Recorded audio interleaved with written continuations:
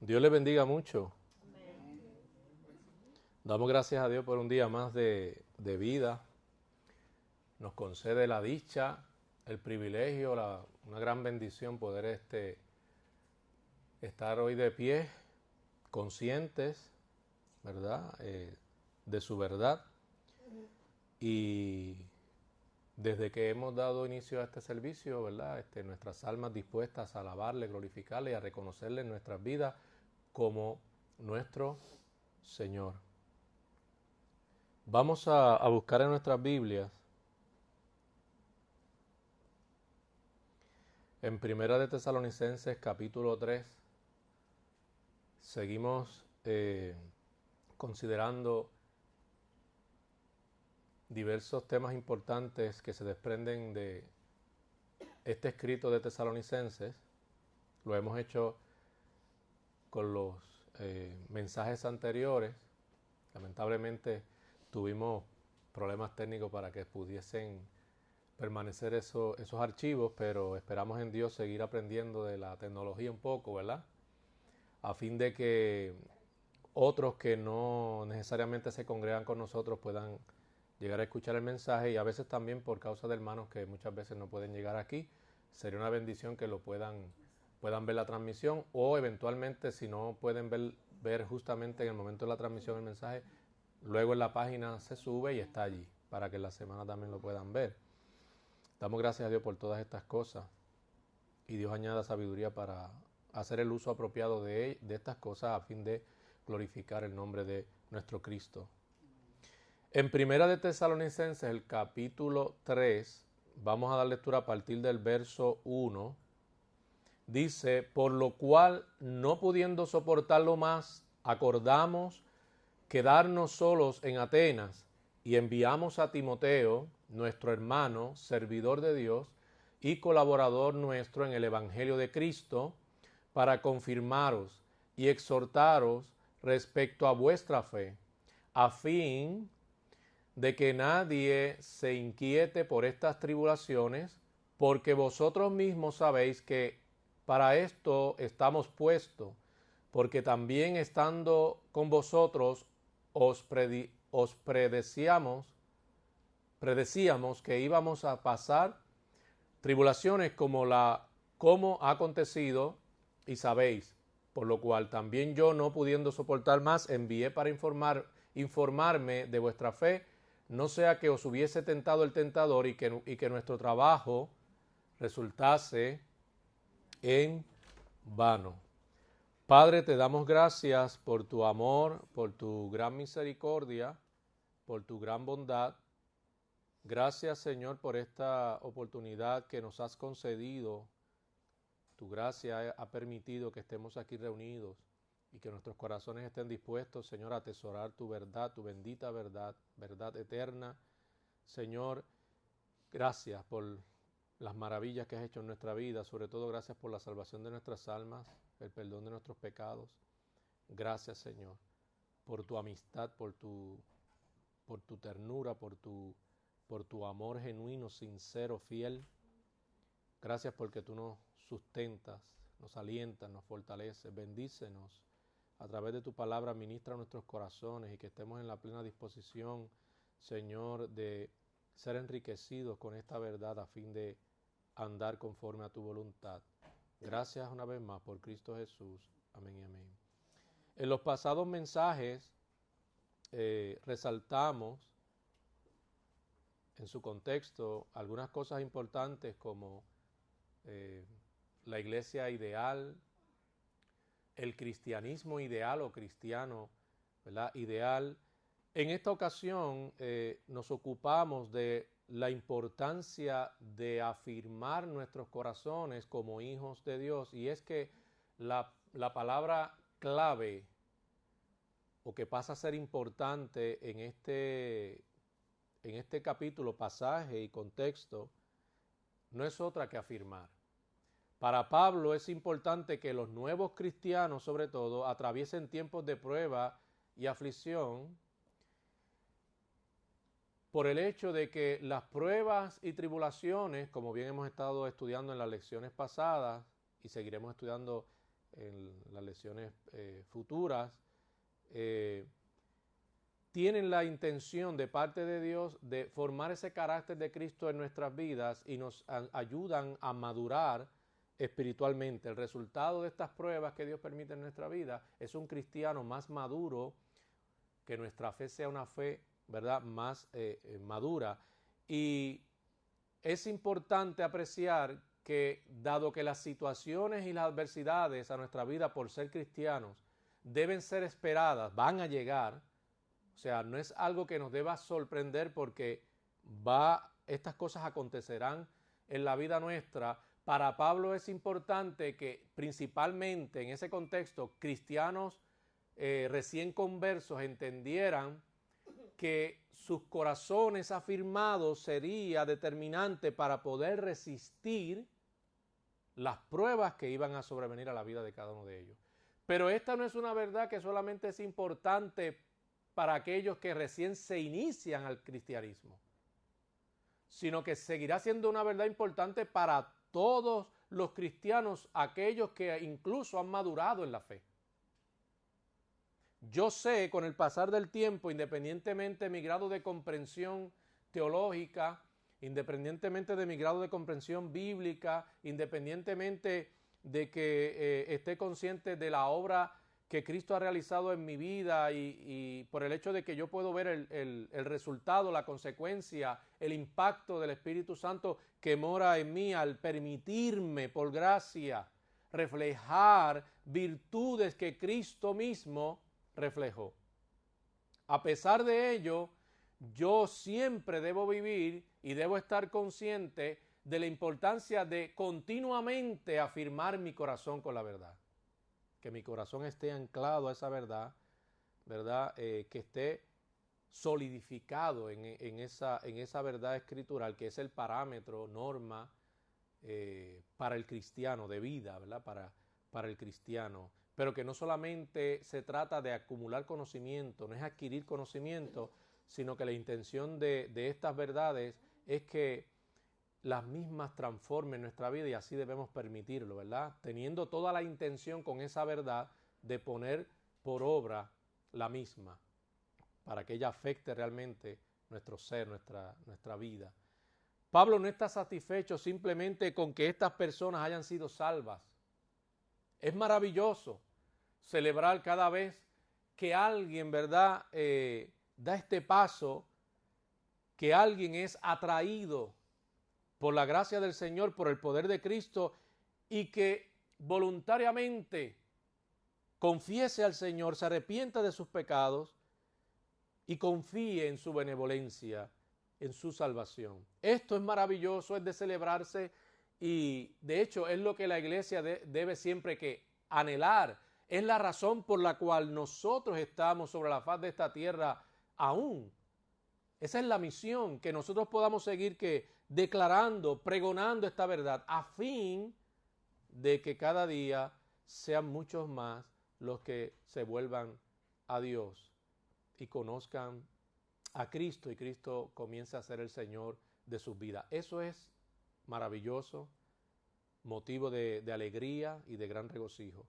Pero Pablo no estaba solo satisfecho con ver personas que venían a Cristo, sino que tenía la preocupación, tenía la responsabilidad, estaba consciente de su deber como apóstol, conocedor de la verdad, como quien había sido llamado precisamente para ministrar en base a esa verdad y el evangelio que glorifica al Señor, que estos fueran instruidos, fueran enseñados, fueran capacitados, porque es la manera en la que puede afirmarse ese corazón.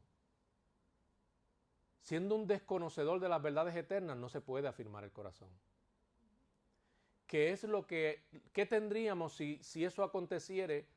Si tenemos muchas personas que pasa, y ha pasado muchas veces, y muchas congregaciones se llenan a veces de personas que hicieron una profesión de fe,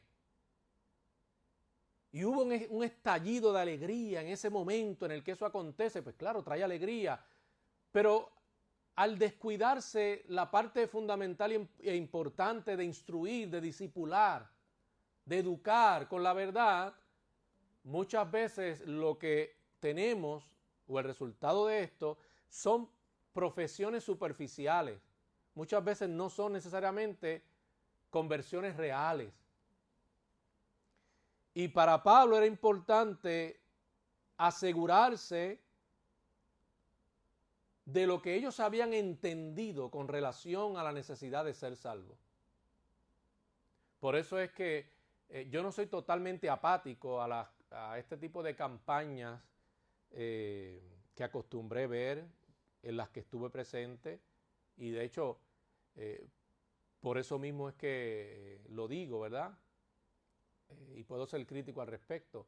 Porque muchas de estas campañas que se aglomeraba la gente en determinado lugar y había solo un predicador, un evangelista casi siempre, que predicaba la palabra de Cristo, luego de predicar esta palabra, se hacía un llamado, que es correcto y es lo propio, se debe hacer un llamado conforme a la verdad del Señor. Pero se daba este llamado, la gente acudía supuestamente al Señor, confesaban supuestamente a Cristo como su Señor. ¿Y qué pasaba? Muchas de esas personas no se les daba un seguimiento, no se les discipulaba, no se les educaba, no se les instruía. Y peor aún, muchos de ellos, sin haber pasado por ese proceso tan importante, pasaban a ocupar posiciones importantes en las congregaciones, como una de ellas la enseñanza y la predicación. Así que por eso uno luego escuchaba sermones y predicaciones que uno decía, wow, qué cosa terrible, ¿verdad? Pablo entendía la importancia de educar, de instruir. Nosotros, está bien que celebremos cuando una persona hace una confesión de fe, pero tenemos que asegurarnos, y yo creo que el estudio provee para eso, asegurarnos mediante la instrucción, mediante el discipulado, qué realmente la persona entendió, a qué realmente la persona se abrazó. Si la persona realmente reconoció a Cristo como el Señor de su vida porque se dio una auténtica y genuina convicción que Dios hizo nacer en su corazón, o simplemente por algo que a la persona le habían dicho, ¿verdad?, que no era realmente lo correcto, o por percepciones o ideas que la persona misma tenía acerca de Dios y podía tener acerca de la verdad. La instrucción es importante, por eso ame los estudios bíblicos. Mientras usted pueda llegar, llegue, haga el esfuerzo. Pero cuando le digo que llegue, es que llegue con esa, ya desde que sale de su casa, con esa, preparando su corazón, con esa disposición, con ese deseo ardiente de recibir instrucción, de recibir la palabra de Dios. Pídale a Dios que le permita amar esa palabra, pero con tal intensidad, porque los tiempos, amados, son complicados, se volverán más complejos, más desafiantes y retantes para los cristianos sobre todo. Y la palabra, amado, es sumamente fundamental. Es lo que le dará estabilidad y es lo que permitirá que su fe sea robusta. Así es que ame esa palabra. Pablo, al manifestar esa preocupación por las Escrituras, a su vez, con ese modelar, enseñaba a los creyentes a considerar el valor que debía tener para ellos igualmente la palabra de Dios. El lugar que debía ocupar en el corazón de cada uno de ellos. ¿Qué lugar ocupa la palabra de Dios en el corazón suyo? ¿Cuán importante realmente es? El tiempo que usted le dedique le dará la respuesta. ¿Queremos oír la voz de Dios? Audiblemente no va a pasar. ¿Queremos que Dios nos hable? Considere la verdad de Dios, la palabra de Dios. Estúdiela. Y acompañe su estudio con oración. Y pídale a Dios la capacidad de resistir cualquier tipo de tentación por causa de la debilidad en la carne, para que usted pueda dedicar el tiempo que realmente va a resultar en un tiempo provechoso, tiempo necesario y no meramente superficial.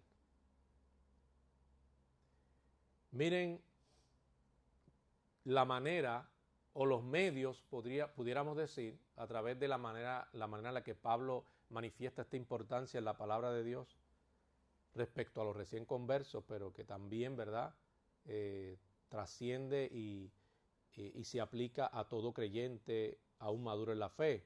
Los medios que Dios usó para confirmar a aquellos creyentes, uno de ellos, importante, es uno de los más atacados hoy.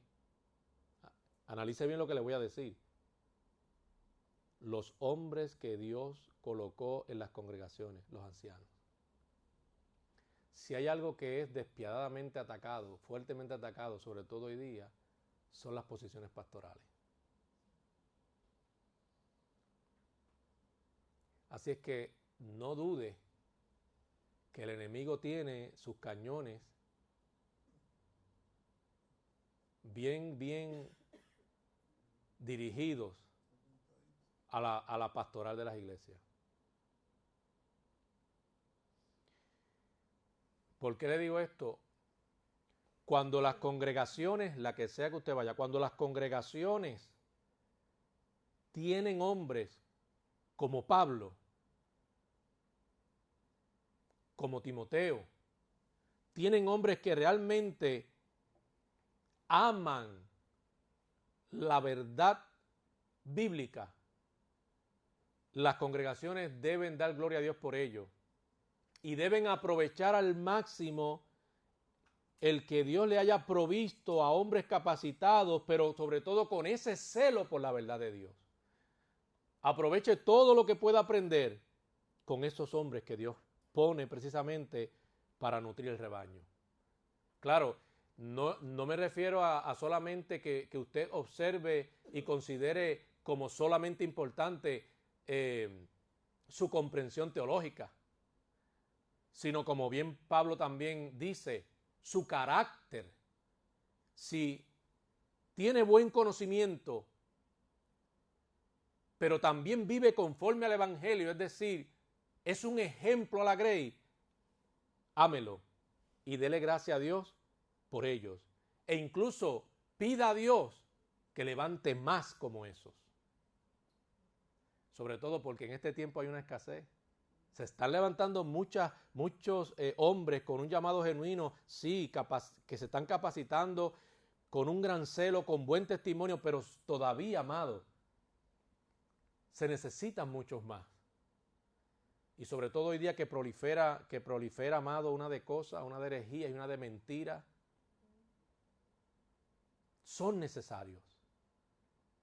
Son escogidos con ese fin de nutrir a la congregación. Dice la Escritura, capacitar a los santos, adiestrar a los santos con la ayuda del Señor, descansando en el poder del Espíritu, pero haciendo el uso correcto y apropiado de la verdad de Dios.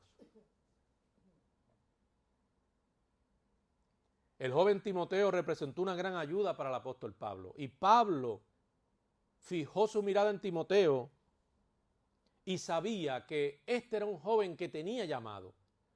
Pero no solamente es el hecho del llamado, sino el carácter probado. ¿Cuál es el problema que tenemos hoy día? Acontece mucho que hoy día muchos jóvenes ingresan a un seminario. Y lamentablemente ingresan a un seminario y ya empiezan a ver a los viejos locos por desplazarlos. Yo no sé, porque no necesitamos pastores que sean como Arnold Schwarzenegger, que físicamente tengan un poderío, una fortaleza. Lo que sí necesitamos es que esté saludable, pero sobre todo que modele a Cristo y que tenga una buena comprensión teológica, porque al fin y al cabo, cuando se ocupe seriamente de su rol pastoral, esa es la principal responsabilidad que tiene de parte de Dios, instruir apropiadamente, correctamente la grey del Señor. Pero precisamente, ¿por qué es que están aconteciendo tantas cosas en muchas iglesias? Porque hoy día una persona supuestamente recién profesa la fe cristiana, recién es creyente y ya rápidamente lo vemos que predicando. Pero ¿y el tiempo de formación? Y no solo eso, quiero que vea algo aquí importante. Timoteo primeramente ejerció su ministerio estando al lado de ¿quién? De Pablo, que se convirtió en su mentor. Pablo es ese, digamos de esta manera, Pablo es ese viejo que muchas veces se quiere desplazar solo porque tiene algo más de edad. Aunque todavía esté fuerte y tenga salud, solo porque tiene cierta cantidad de años, hay que desplazarlo porque es viejo. Y ese es uno de los problemas y desafíos que muchas veces vamos a tener en las congregaciones. Es que la Escritura no dice que se trata de que sea joven o sea mayor, sino del carácter probado y la comprensión de la verdad que tenga. Pues hoy día no, hoy día quieren jubilar a los pastores, aún pastores que están capacitados, los quieren jubilar bien temprano. Y la excusa es que tiene cierta edad. Sin embargo, claro, Pablo aquí todavía no tenía, ¿verdad?, tanta edad, pero era mayor, mucho mayor que Timoteo. Y se entiende que, miren la importancia de esto y la seriedad de esto. Muchos pueden aspirar al obispado, como dice la Escritura, y si realmente tienen el llamado, esto debería acontecer de esta manera. El que tiene el llamado debería ser capaz de reconocer la importancia de estar al lado de quien sea su mentor. Y entenderá que las cosas no se pueden precipitar y que hay un espacio importante donde Dios tratará con esa persona a quien ha llamado para eventualmente ejercer el pastorado, a fin de irlo ¿qué? Preparando primeramente. Teológicamente tiene que prepararse, pero a su vez hay otra cosa que está aconteciendo en su ser. Cambios drásticos que está realizando el mismo Señor por su espíritu, y es lo que tiene que ver con el carácter, para desarrollar un carácter piadoso, amoroso, humilde. Porque de lo contrario, si tienes a alguien con mucho conocimiento y no tiene carácter cristiano, lo que vas a tener es una persona que se comportará y actuará neciamente.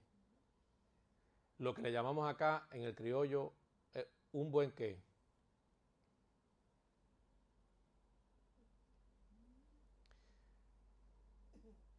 Desvanecido, como decían los viejos de antes.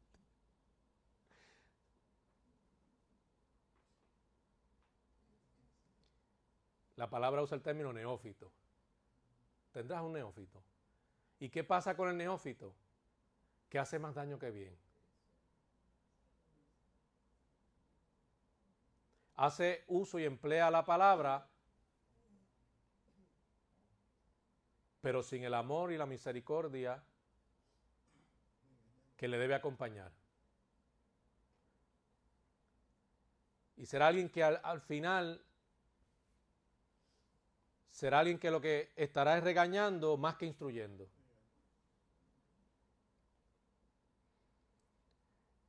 Miren cómo empieza el ministerio de Timoteo. Se entiende que siendo adolescente va aprendiendo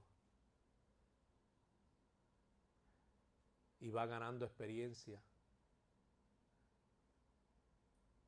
No solo es conocimiento, va ganando experiencia, relacionándose con las personas, viendo y entendiendo las necesidades que la gente realmente tiene, siendo instrumento útil al acompañar a Pablo, que supliendo las necesidades que le correspondía suplir. Esos espacios, ese tipo de terreno que te permite a ti ser compasivo o desarrollar la compasión, donde tú tienes que ver a otros que tienen mayor necesidad que tú. Dios los usa para hacerte humilde, para que entiendas que si eres alguien, se lo debes al Señor. Y si eres instrumento útil, lo eres por el Señor. Para que podamos ser capaces de dejar de lado la vanagloria y todos entendamos que sin el Señor nada somos. Y que lo que Dios nos ha dado nos los da para nosotros servir y ser de bendición a otros. Y hoy día pasa eso. Las personas no quieren esperar. No quieren sentarse a aprender. No quieren ser formados primero. Y rápido quieren instruir. Cuando primeramente tenemos que entender que la manera en la que primeramente se instruye es con nuestro modelar, antes que lo que podamos decir, aun cuando lo que digamos sea cierto. Timoteo, piensa en lo que Pablo representó para Timoteo. La gratitud que tenía Timoteo por todo lo que pudo aprender a la sombra de Pablo, quien era digno de emular. Como bien él mismo expresó en una ocasión, sean imitadores de mí como yo, de Cristo. En Hechos 16, del 1 al 3 dice, después llegó a Derbe y a Listra, y aquí había allí cierto discípulo llamado Timoteo, hijo de una mujer judía creyente, pero de padre griego, y daban buen testimonio de él los hermanos que estaban en Listra y en Iconio. Quiso Pablo que éste fuese con él, y tomándole, le circuncidó por causa de los judíos que había en aquellos lugares, porque todos sabían que su padre era ¿qué? Era griego. A fin y al cabo, más por causa del mismo evangelio, que no hubiese nada de que representara tropiezo para que se volvieran a Cristo aquellos que necesitaban conocer la verdad. O sea, el testimonio de Timoteo ya era conocido, amado. La reputación de Timoteo ya era conocida. Y eso toma su tiempo. Una persona llega a una congregación y va por etapas, va creciendo, se va desarrollando, va madurando y eventualmente va siendo confirmado según el propósito y plan de Dios. Pero ya es conocido en esa congregación misma que puede dar fe de que esa persona realmente goza de un buen ¿qué? De un buen testimonio. Sobre todo cuando hablamos del rol pastoral. Debemos ser tan responsables como lo fue Pablo. Y esta responsabilidad así recae principalmente sobre los ancianos de la iglesia. No pueden estar poniendo manos apresuradamente, no pueden estar invitando y llamando apresuradamente. Tienen que hacer las cosas con mucha responsabilidad y con mucha madurez. Dios usa creyentes dotados para fortalecer a la iglesia. Por eso dio a los ancianos. Eran hombres imperfectos, no estamos diciendo que eran perfectos en lo absoluto, pero de buen testimonio y de buen conocimiento escritural. Y sentían gran satisfacción cuando veían que los creyentes aprendían. Es que para un maestro yo creo que no hay mayor satisfacción que ver que se aprovecha, ¿verdad?, el conocimiento que tiene cuando ve estudiantes con hambre y deseosos de conocer, ¿verdad?, de devorar esas verdades. En este caso, para adquirir esa riqueza espiritual, no hay mayor satisfacción que esa, porque al fin y al cabo los ancianos son maestros. Son maestros. La gente dice que no hacen nada. Bueno, yo invito a cualquiera que quiera ver si no hacemos nada, lo invito. El tiempo de preparación, los estudios académicos, como cualquier otra persona. Pues entonces un psicólogo no hace nada porque está en una silla sentado aconsejando. La gente de antes era así, la gente de antes, muchos hombres de antes, si no era con un pico y una asada, eso no era trabajo.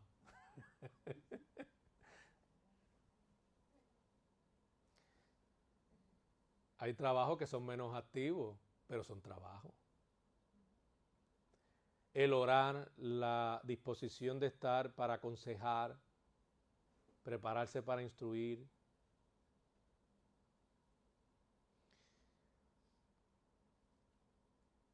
No solo a veces la asistencia que se le da a los miembros de la iglesia. Uno asiste a personas que de momento, nuestro teléfono es público, a veces llaman a uno personas que no son de aquí. Y uno los dirige y los orienta según la necesidad que tienen.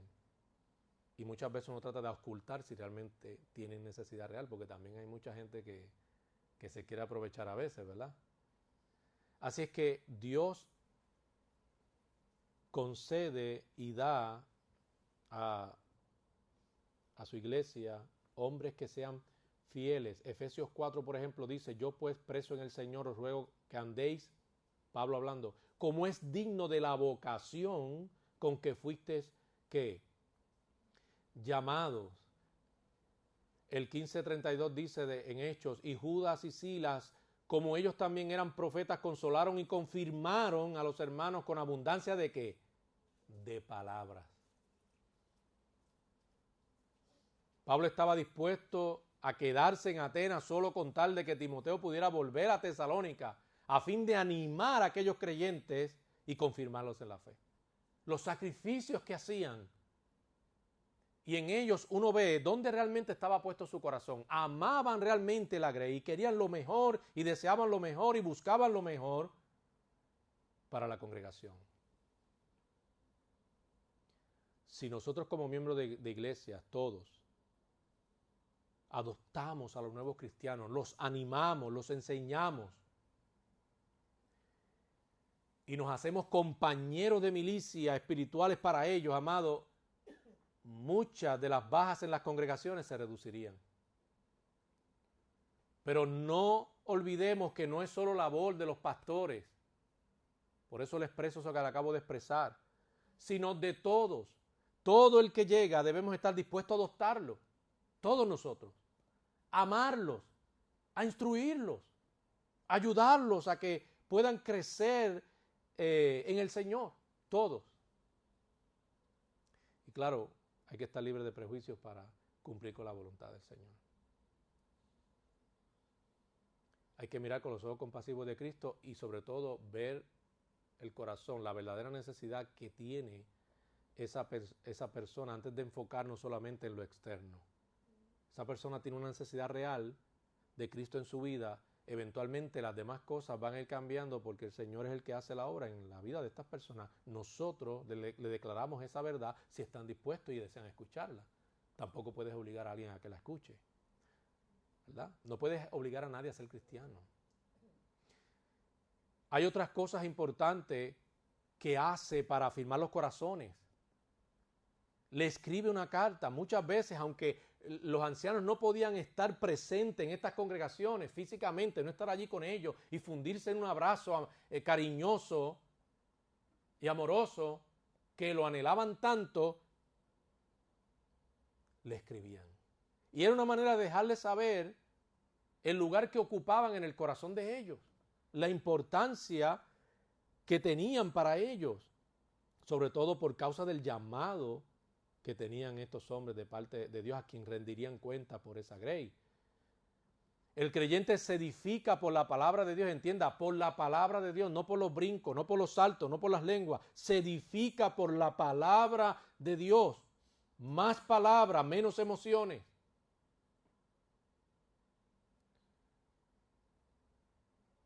Según de Tesalonicenses 2:15 al 17, dice: así que hermanos, estad firmes y retener que la doctrina que habéis aprendido, sea por la palabra o por carta nuestra. Y el mismo Jesús, Jesucristo Señor nuestro y Dios nuestro, el cual nos amó, y nos dio consolación eterna y buena esperanza por gracia, conforte vuestros corazones y os confirme en toda buena palabra y obra. Note el lugar que ocupa la palabra para poder afirmar nuestros corazones en el Señor y en la verdad. La palabra es fundamental. ¿Cuán recurrente viene a ser la importancia de la palabra? ¿Están notando eso? La importancia de la palabra. Pablo les recuerda eso, la importancia que tiene la palabra, sobre todo lo que les había enseñado para que no fueran ¿qué? Para que no fueran presas de Satanás, de las mentiras de Satanás, de la falsedad de Satanás. Pero al parecer habían olvidado algunos lo que Pablo les había enseñado. No, amado, no permita que se enfríe su corazón, su devoción. Ame siempre la palabra de Dios. ame al Señor. No descuide su vida espiritual, nunca, que siempre tenga prioridad en su vida. No hay sustituto para la palabra de Dios, no lo hay. Nada va a reconfortar nuestros corazones, afirmar nuestros corazones, si no es la palabra de Cristo. Amemos la predicación, la exhortación, la enseñanza. El cristiano que ignora la Escritura, como aparentemente algunos en el contexto estaba pasando, es presa de todo viento de doctrina. Timoteo luego les recordaba la palabra que Pablo les había enseñado. Y esto los animaba y confirmaba. Ahora vemos a un Timoteo haciendo lo que Pablo le enseñó a hacer, lo que es conforme a la verdad de Cristo, porque de otra manera no se puede glorificar ciertamente a quién, al Señor. Fíjese que en Hechos 17, 1 al 4, rápidamente da una descripción de cómo Pablo ministró. Pasando por Anfípolis y Apolonia, llegaron a Tesalónica, donde había una sinagoga de los judíos, y Pablo, como acostumbraba a ir a la sinagoga. Como él acostumbraba a ir a la sinagoga, fue a ellos y por 3 días de reposo discutió con ellos, declarando y exponiendo por medio de las Escrituras que era necesario que el Cristo padeciese y resucitase de los muertos, y que Jesús, a quien yo os anuncio, decía él, es Cristo. Subraye estas palabras. Discutió, declaró y expuso correctamente, verdaderamente, sin engaño, amado, la verdad de Cristo a esta comunidad de judíos. A veces hay que discutir. Nada personal, sino debatir las ideas, discutir. A veces hay que hacerlo. A fin de que otros conozcan la verdad, porque no es tarea fácil. Y hay un enemigo que no desea que la gente conozca la verdad o acepte la verdad de Dios. Esa es una realidad. Y no descansa tratando de impedir que la gente reconozca al Señor en su vida como el Señor de su vida. Así es que no es suficiente declarar y predicar la palabra de Dios. También hace falta y es importante la demostración y la explicación de esa palabra. Pasa con muchas predicaciones que dicen de todo, pero no dicen nada. No tienen realmente un contenido que instruye respecto a la verdad de Dios. Casi todo el mensaje se basa en experiencia, en cosas que le acontecieron a esa persona, en revelaciones, en sueños.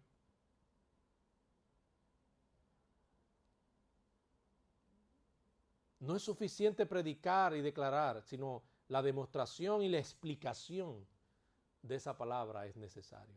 Y eso hacía Pablo. Pablo declaraba como quien pone a la mesa, que es el significado más plausible dentro del contexto, quizás. Como alguien que pone a la mesa o sirve la comida a fin de que otros que se puedan servir, puedan aprovechar ese alimento. En Hechos 17:3 dice, declarando y exponiendo por medio de las Escrituras que era necesario que el Cristo padeciese, resucitara de los muertos, y que Jesús, a quien os anunció, decía él, es quien es el Cristo. Otra de las maneras en las que el Señor, a través de Pablo, afirmó los corazones de los creyentes era orando por ellos. Mire, el ministerio de la palabra de Dios y de la oración es lo que afirma una iglesia. No solo se puede dedicar a la importancia de la palabra y ocuparse en las verdades fundamentales del cristianismo o doctrinales del cristianismo, sino que a su vez debe acompañarle la oración. Sin la oración, lo que se tendrá es luz. Pero no pasión por obrar y vivir de acuerdo a la verdad. Y muchos creyentes a veces pueden tener luz, buen conocimiento, pero no se aplican esa verdad. O también puede pasar de la otra manera. Nos enfocamos en vivir moralmente, ¿verdad?, una vida, digamos, correcta, que en realidad el Evangelio no, ese discurso de la moralidad no necesariamente es el Evangelio. Pero hay muchos que se enfocan en vivir una vida recta, desconociendo, ¿verdad?, la verdad, sin luz. Y ese tipo de personas son más religiosos que otra cosa. Suelen ser bien legalistas, bien severos, bien estrictos, sin fundamento. Estrictos pero sin fundamento, ¿verdad? Y lejos de instruir y ser de bendición, son más de maldición. O sea que es importante la predicación, pero debemos ocupar tiempo suficiente para la oración. En lo personal y cuando la iglesia se reúne a adorar a Cristo y glorificar a Cristo, o se va a ocupar en atender, ¿verdad?, las necesidades que Dios ha pedido que se atiendan. El ministerio de Cristo consistía tanto en la palabra como en la oración. Lucas 22:31 dice, dijo también el Señor, Simón, Simón, he aquí Satanás os ha pedido ¿para qué? A zarandearnos como a qué, como a trigo. Y el 32 dice, pero yo os he rogado por ti que tu fe no te falte, y tú, una vez vuelto, confirma a tus hermanos. Cristo mismo nos da ejemplo de cómo sumamente importante también, es sumamente importante también la oración, no solo la palabra. Primera de Samuel 12:23 dice, así que lejos sea de mí que peque yo contra Jehová, cesando de rogar por vosotros, antes os instruiré en el camino bueno y recto. Antes de dedicarnos a la instrucción y ocuparnos de la enseñanza, tenemos que ocuparnos de la oración. Primero vamos de rodillas, primero estamos de rodillas ante Dios, antes de presentarnos y dirigirnos a las congregaciones para compartir el mensaje que Dios ha puesto en nuestros corazones para la grey, para provecho, ¿verdad?, de la grey.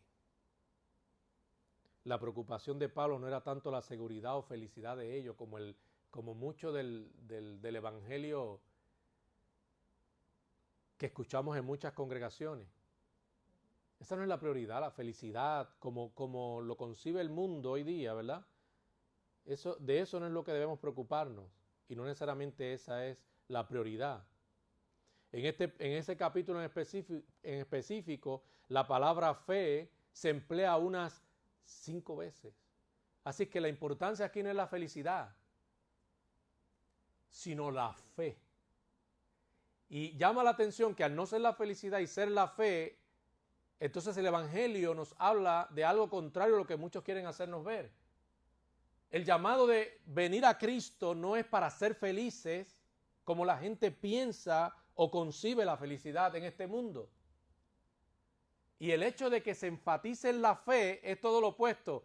El llamado al cristianismo, el llamado a volverse a Dios, el ser cristiano es padecer como Cristo padeció por causa de la verdad. Por eso es que se habla tanto de la importancia de la fe.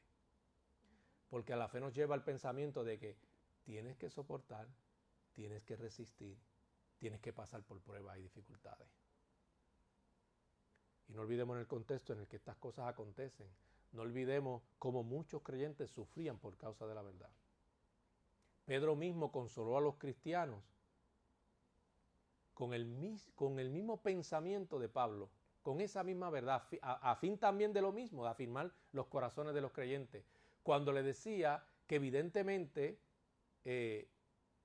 pasaríamos los creyentes por tribulaciones, pero que fuéramos que pacientes, eran necesarias.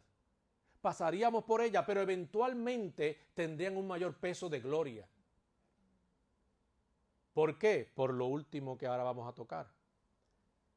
Como también Dios a través de Pablo afirmaría los corazones de los cristianos si no es recordándole la venida de Cristo. Es que no hay manera de afirmar el corazón si olvidamos, si sacamos de la mente y del corazón que Cristo viene, que Cristo volverá.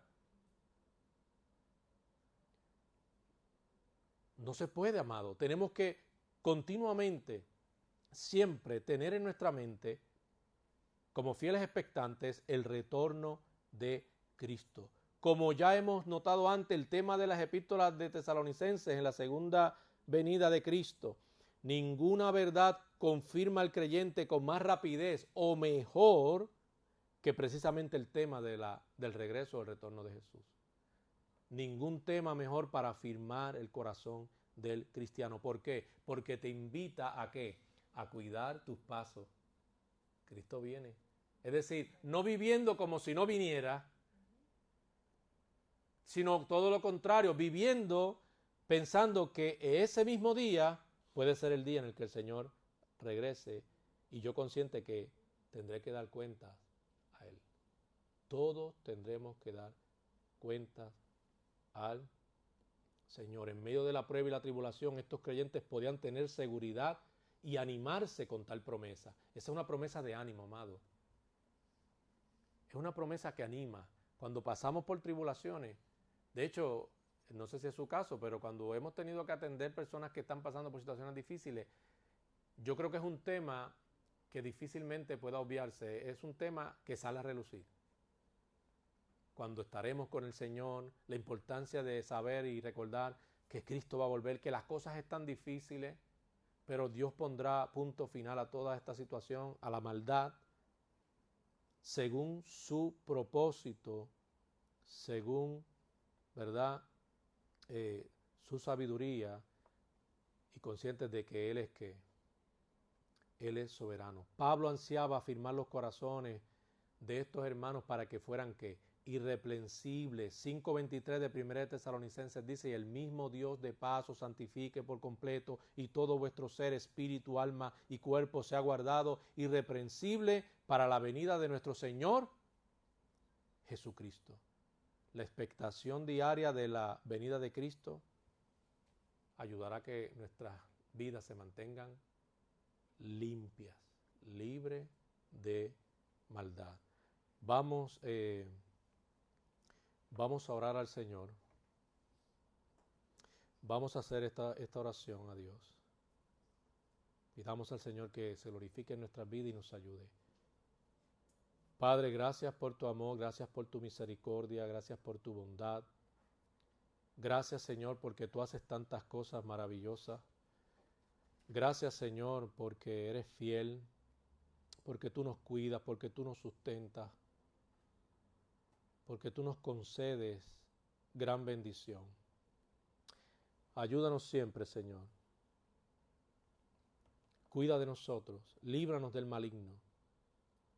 Que no caigamos, Señor, en la tentación del maligno, que no cedamos a sus propuestas y que siempre, amando la verdad, por tu verdad seamos librados, seamos iluminados, seamos protegidos. Cuida de cada uno de estos hermanos. Bendice la vida de cada uno de ellos. En el nombre de Cristo te lo pido y te doy gracias. Amén. Y amén.